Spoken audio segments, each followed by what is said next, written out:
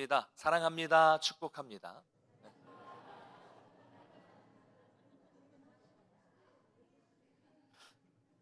뭐 오시면서 보셨겠지만 연기도 많고 냄새도 매캐하고, 오늘은 좀 바람이 덜한 것 같아서 빨리 불길이 잡힐 수 있도록 여러분 기도해 주시기를 부탁을 드리겠습니다.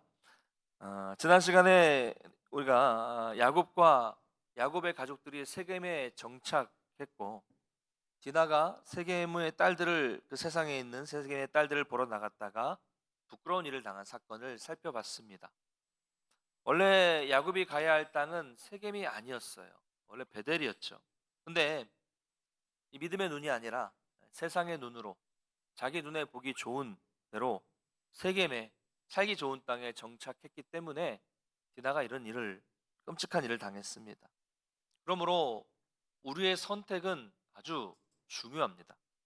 특별히 부모가 선택하는 것, 부모가 믿음으로 선택하는 것은 자녀에게도 아주 중요한 영향력을 끼친다는 것을 우리가 잊지 말아야 합니다. 여러분, 항상 바라기는 여러분의 선택의 기준이 말씀이 되고, 또 믿음이 되고, 또 신앙이 되시기를 간절히 축복합니다. 그래서 히위 족속의 이 하몰의 아들 세겜은 디나를 강간했어요. 그 이후에 디나를 더 좋아하게 되어서 결혼을 시켜달라고 합니다. 그래서 야곱의 아들들은 히위족 속 남자들 전부가 할례를 받아야만 결혼을 시켜줄 수 있다, 이렇게 이야기를 합니다. 사실 이 말은 거짓이었죠. 결혼 문제와 할례 문제가 무슨 관계가 있어요? 관계 없습니다. 전혀 관계가 없습니다. 그저 다른 사람들, 남을 속이기 위해서 하나님과 신앙을 이용하는 거예요. 할례라는 걸 이용하는 겁니다. 여러분, 이런 사람들이 오늘날도 많습니다. 자신을 신앙인이라고 하면서 상대방을 안심시키고 사기를 치는 사람도 있어요.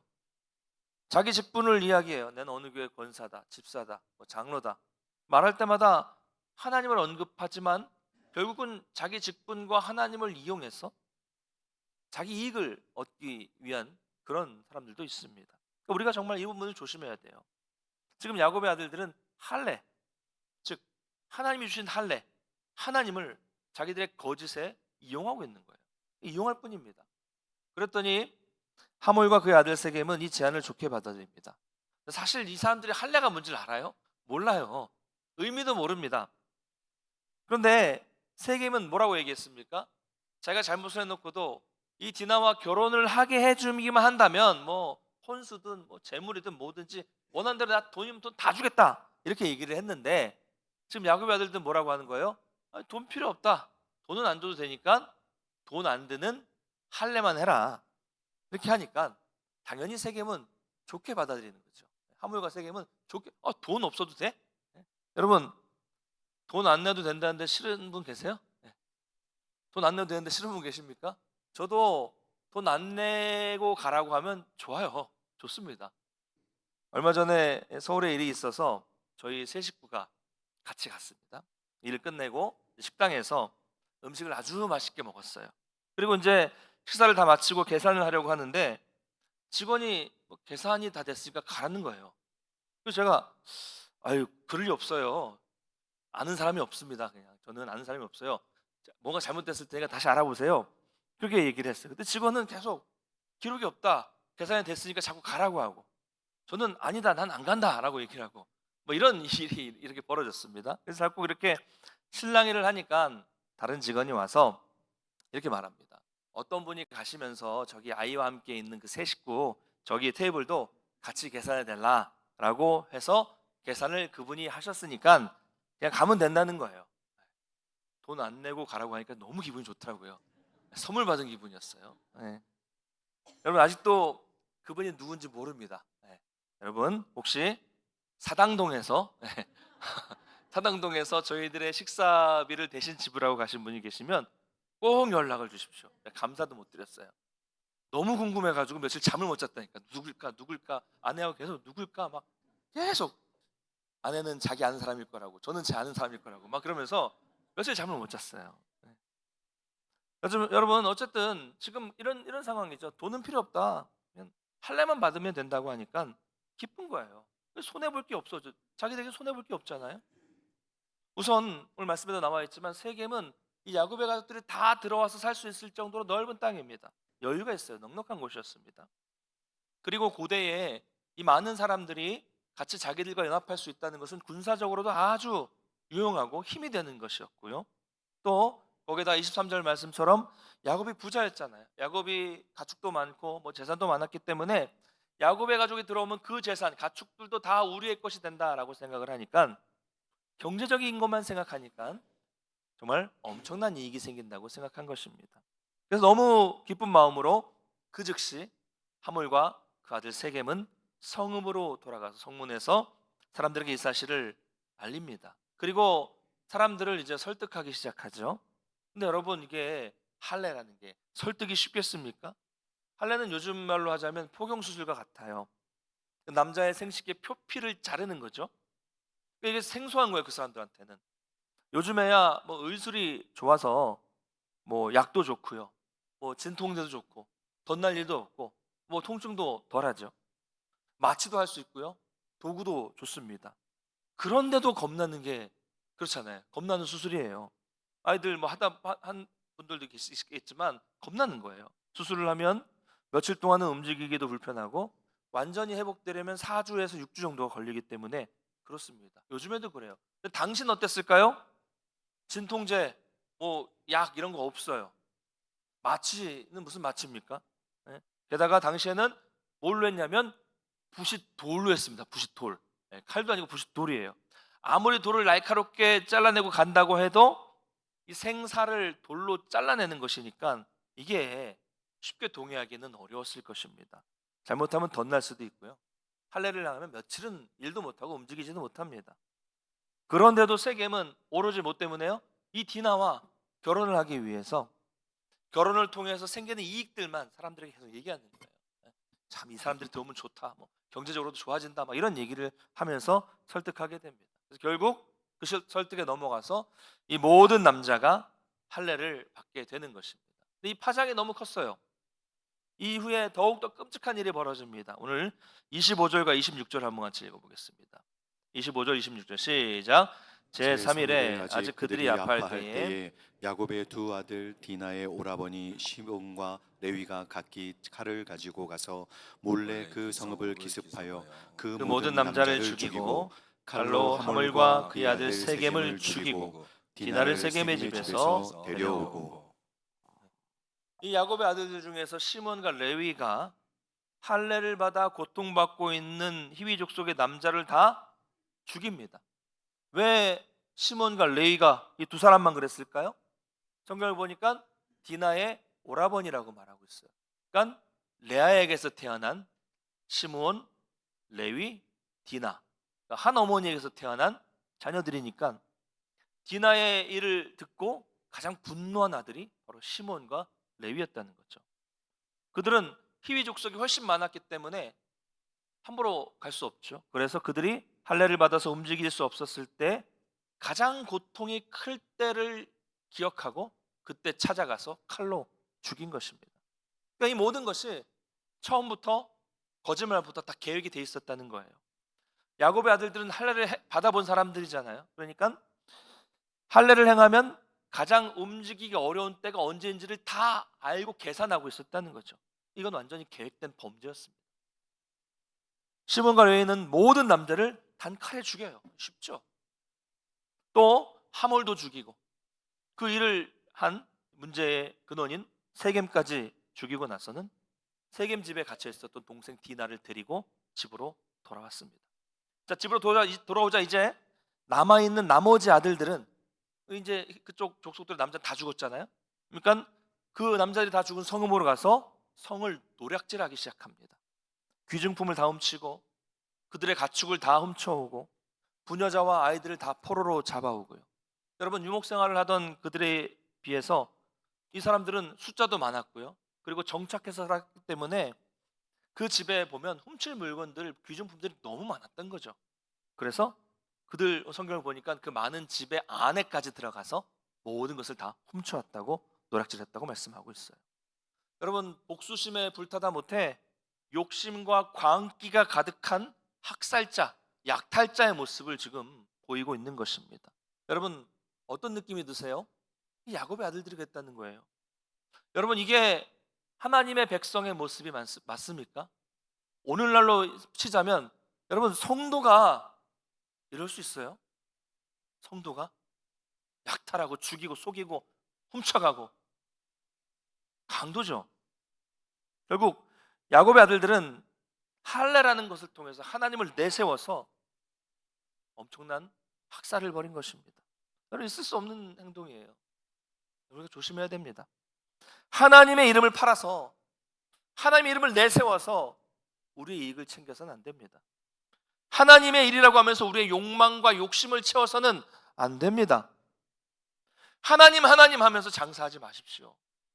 하나님 하나님 하면서 자기의 야망을 이루지 마시기를 바랍니다.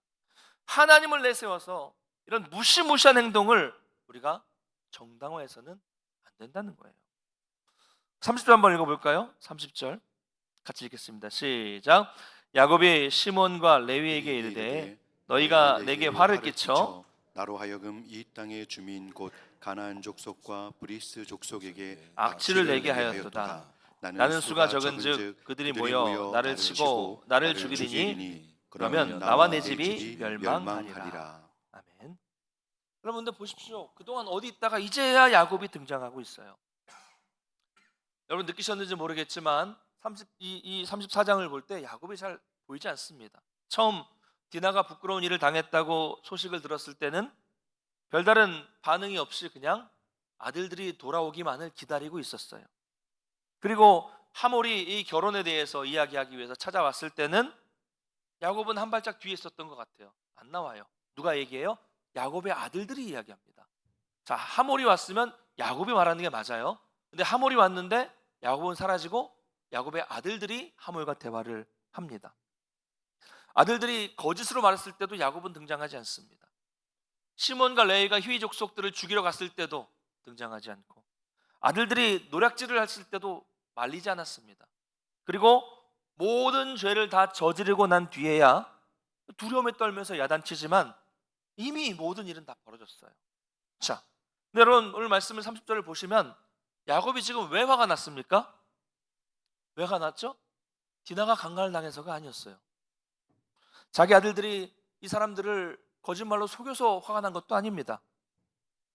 움직일 수 없는 사람들을 막 학살해서도 아니고 그들의 재물들을 약탈해서도 아니에요. 야곱이 화를 낸 이유는 딱 한 가지입니다. 이 일로 인해서 자신의 생명이 위협을 받게 되었다는 사실, 그것뿐이에요.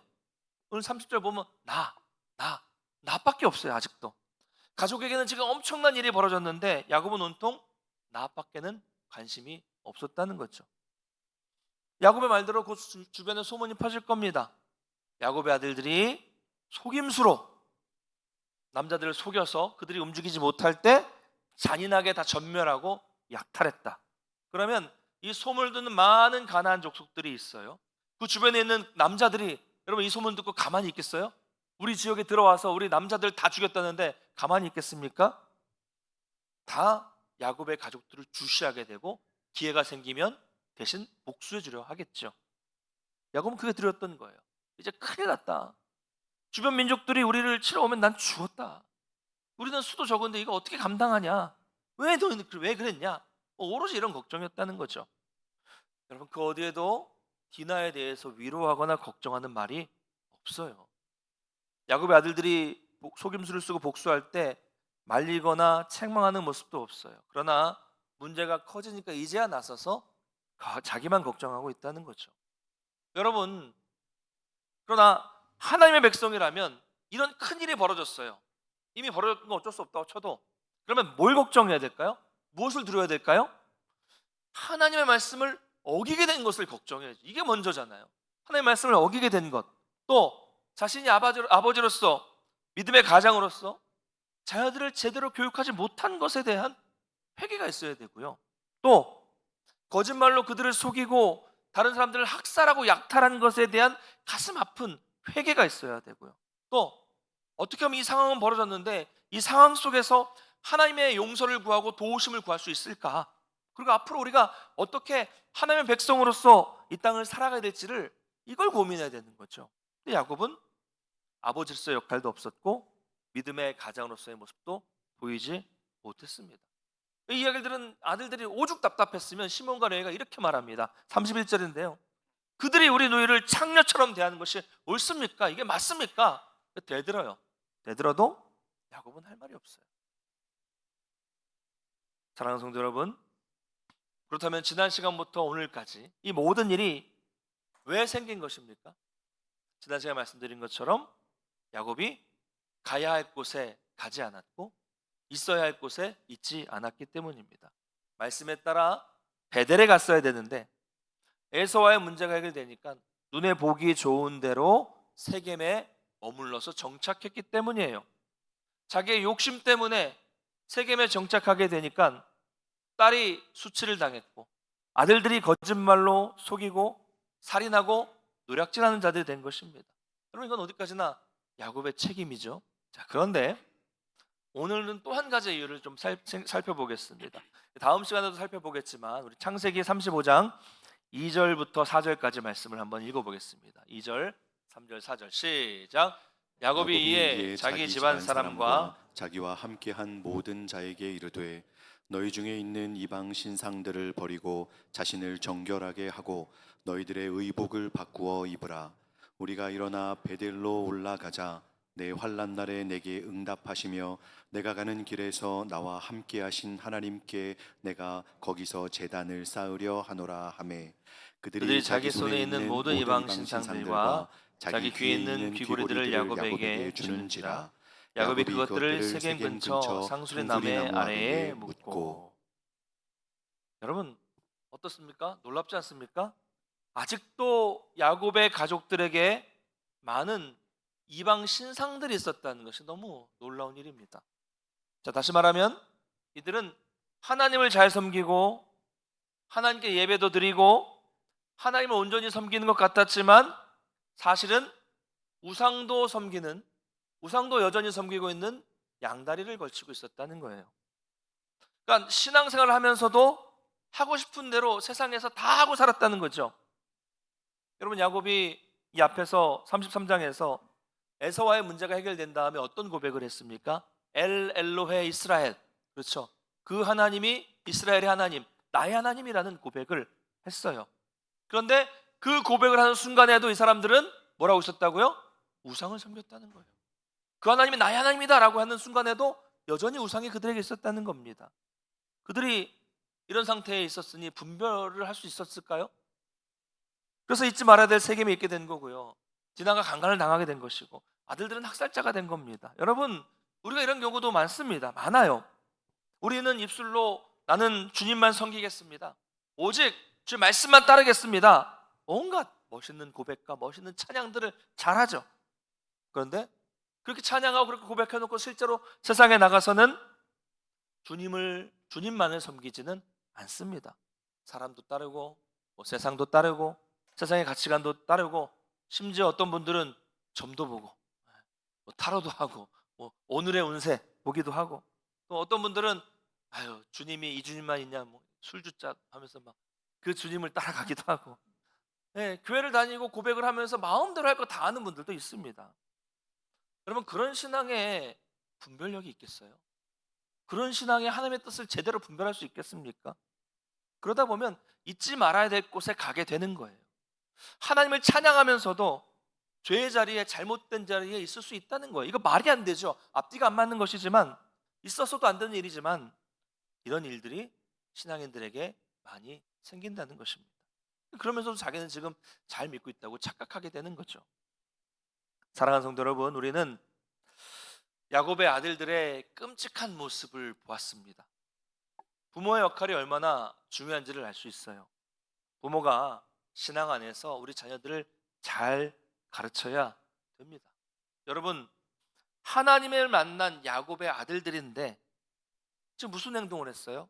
할례라는 거룩한 예식, 하나님이 주신 그 예식을 이용해서 하나님의 이름을 들먹이면서 사람을 속이고 죽이고 학살하고 약탈하는 끔찍한 일을 야곱의 아들들이 행했습니다. 거짓말도 문제예요. 거짓말도 거짓말이지만 종교를 이용해서 사람을 속이는 것은 정말 나쁜 짓입니다. 우리가 신앙을 이야기하면서도 나쁜 짓을 합니다. 하나님을 말하면서도 사람을 속입니다. 그게 인간이에요. 그게 인간입니다. 그러니까 하나님 하나님 하면서도 뒤로는 자기 이익을 챙길 수 있는 거예요. 둘로 나뉘어서 분쟁하는 교회를 보니까요. 여러분들 보신 적 있는지 모르겠지만 막 심각하게 둘로 나눠서 싸워요. 근데 이쪽도 이게 하나님의 뜻이다라고 싸우고요. 저쪽도 이게 하나님의 뜻이다라고 하면서 싸우면서 결국 그 교회 안에서는 하나님의 뜻과 하나님의 뜻이 서로 싸워요. 네. 뭐가 하나님의 뜻입니까? 둘 다 아니에요. 둘 다 아니에요. 다 욕심이죠. 다 자기 욕심이죠. 자기 욕심에 하나님을 붙이는 거예요. 자기 욕심에 하나님을 덮어 씌우는 겁니다. 인간의 욕심에 하나님, 교회, 신앙, 말씀이라는 이 포장, 껍데기를 씌워놓고서 속이는 거예요. 가장 나쁜 행동입니다. 또한 보복, 복수. 여러분 성경 어디에 복수하라는 말씀이 있어요? 로마서 12장 19절을 한번 같이 읽어볼까요? 시작. 네, 사랑하는 자들아, 너희가 친히 원수를 갚지 말고 하나님의 진노하심에 맡기라. 기록되었으되 원수 갚는 것이 내게 있으니 내가 갚으리라고 주께서 말씀하시니라. 아멘. 여러분, 원수 갚는 것은 하나님께 달린 문제입니다. 할렐루야. 믿으십니까? 하나님께 맡기십시오. 다.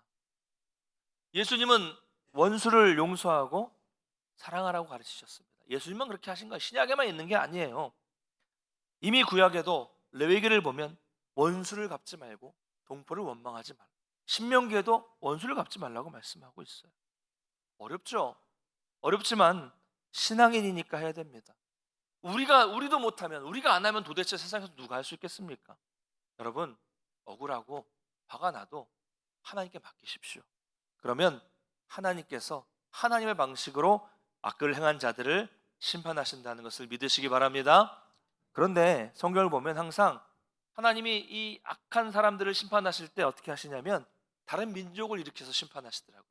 이 사람들도 선한 게 아니에요. 근데 이 사람들도 악하지만 이 사람들을 일으켜서 이 악한 일을 한 사람들을 심판하세요. 이 사람들을 어떻게 심판합니까? 또 다른 사람들을 일으켜서 또 심판하십니다. 이렇게 악한 자들을 통해서 심판하세요. 여러분, 하나님은 심판하실 때 하나님의 백성을 사용하지 않으세요. 다시 말하면 하나님의 백성의 손을 더럽히지 않는다는 거예요. 복수하는데 하나님의 백성들의 손에 피를 묻히지 않는다는 겁니다. 악인은 악인에 의해서 죽고 망하는 겁니다. 여러분, 이것을 믿으시기를 바랍니다. 여러분, 야곱을 보겠습니다. 야곱은 어떻습니까? 베델에서부터 하나님을 만났어요. 라반의 집에서 고생을 했지만 거기에서도 하나님의 인도하심을 받았습니다. 돌아오는 길에 마하나임, 하나님의 군대를 경험했습니다. 분엘에서는 하나님을 대면해서 만났어요. 거기서 그 이름이 야곱에서 이스라엘로 바뀌었습니다. 그래서 에서의 문제도 잘 해결됐고요. 앞에서는 엘로헤 이스라엘, 그 하나님이 나의 하나님이라는 고백도 하면서 그곳을 거쳐왔습니다. 자, 이 수많은 은혜가 있었고 하나님을 만나는 만남이 있었는데 다시 이 큰 위기를 만나게 되었을 때 야곱은 어디 있었습니까? 그동안의 믿음은 어디로 간 거예요? 그렇게 하나님의 은혜와 하나님의 놀라운 기적을 경험한 야곱, 그 이스라엘은 지금 어디 있었습니까? 그냥 사라졌어요. 참, 야곱도 참 어떻게 저럴 수 있냐, 대단하다, 우리가 이렇게 말할 수 있습니까? 아닙니다. 이 모습이 바로 저와 여러분의 모습입니다. 여러분, 우리가 하나님을 안 만났습니까? 여러분에게 어떤 기적이 없었습니까? 있었잖아요. 은혜가 없었습니까? 놀라운 은혜가 있잖아요. 여러분, 간증하시는 거 있잖아요. 여기까지 나를 인도하시고 여기까지 나를 살려주시고 인도해 주신 그 간증들이 다 있지 않습니까? 많잖아요. 놀라운 경험도 했어요. 그런데 또 위기를 만나면 그동안 경험한 것은 완전 싹 다 잊어버려요. 싹 다. 그래서 세상 사람들과 똑같아집니다. 이 야곱의 모습, 어려울 때 사라지고 세상 사람과 똑같은 모습이 바로 우리의 모습이에요. 하나님을 만났지만 여전히 부족한 야곱이죠. 이런 사람이 믿음의 조상입니다. 그러나 여러분, 여기에 역설이 있어요. 이런 부족한 사람, 이런 부족한 야곱도 하나님은 버리지 않으시고 끝까지 그를 만들어 가셔서 믿음의 조상이 되게 하셨다는 것입니다. 이게 은혜죠. 할렐루야. 이게 은혜입니다. 이 은혜로 하나님은 저와 여러분도 포기하지 않으셨습니다. 부족한 야곱을 이끌어 가셔서 믿음의 사람으로 만드신 하나님은 비록 부족하지만 저와 여러분을 끝까지 인도해 주시는 은혜의 하나님이심을 여러분 믿으시길 바랍니다. 여러분, 결국 이 일로 인해서 훗날 시몬과 레위에게 하나님의 심판이 임합니다. 결국 이 행위는 결코 하나님이 기뻐하시는 행위가 아니라는 것을 보여줍니다. 그러면 이런 질문이 있을 수 있어요. 그러면 디나가 그런 일을 당했는데 가만히 있는 게 맞습니까? 이렇게 말할 수 있어요. 이렇게 시몬과 레위도 아까 항변했잖아요. 그러나 여러분, 우리가 인간의 이런 죄, 악한 방법을 쓰지 않았다면 어떻게 됐을까요? 하나님은 다른 방법을 찾으셨을 것입니다. 다른 방식으로 인도해 주셨을 거예요. 왜 그렇습니까? 하나님께서는 아브라함에게 약속을 주셨기 때문이에요. 그 자손이 하늘의 별과 같이 많아지고 바다의 모래알 같이 많아진다고 약속을 하셨어요. 그런데 히위 족속들과 통혼을 하면 이 약속이 깨지는 겁니다. 왜요? 이 야곱의 가족들은 소수였거든요.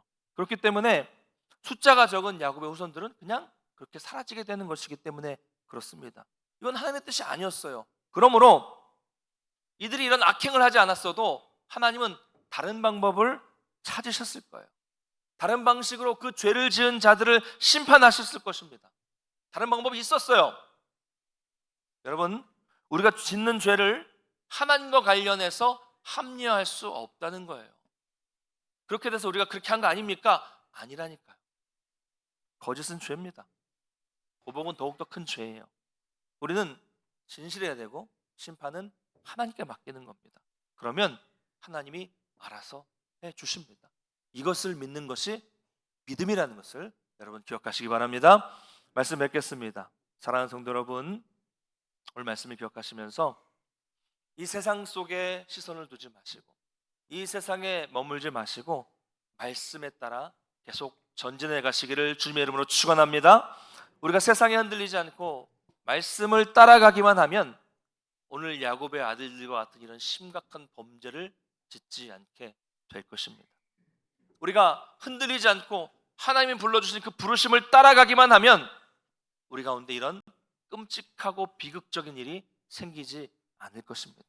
여러분, 한 주간도 우리 하나님의 부르심을 따라서 하나님의 말씀에 따라서 순종하는 그 삶을 살아가시기를 주님의 이름으로 간절히 축원합니다.